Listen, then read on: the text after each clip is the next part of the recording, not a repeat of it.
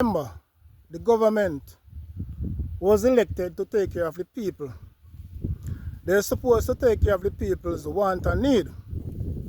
Now, whenever a police officer, or even a soldier, get taken out, you hear the Minister of Justice, the Commissioner of Police, and also the Prime Minister, among others, come out and speak against it. But whenever a member of the Justice Department, so to speak, police or soldier, murder an innocent youth, you don't hear the Prime Minister come out and say anything about it. You don't hear the Commissioner of Police say anything about it. And you don't hear the that little puppy show from what them call him, Mr. Chang. You don't hear him come out and say anything about it. And not only that, apparently whenever a civilian get murdered by police, it seems that a little Chinaman there happy about it. And he does not really care whether or not the killing is justified based on how him talk, you know. Him not really care. He's not really interested in whether or not the civilian was innocent. You understand? But let me say this, man.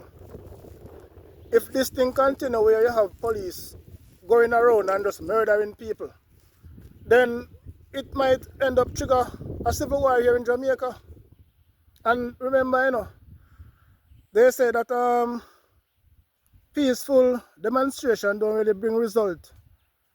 You know, in most cases, you have to have violent protests, and that basically lead to some form of result.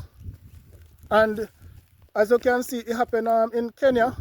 I think it was last year in Kenya, and in a few other countries where you had some violent protests.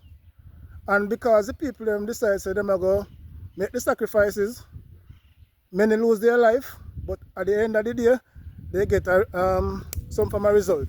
You know? Yeah, man. And if you don't believe me, you can go and do some research. I think Myanmar and some other country, Bangladesh. I think it was in Bangladesh and Kenya, among few other countries, you know. They had violent protests.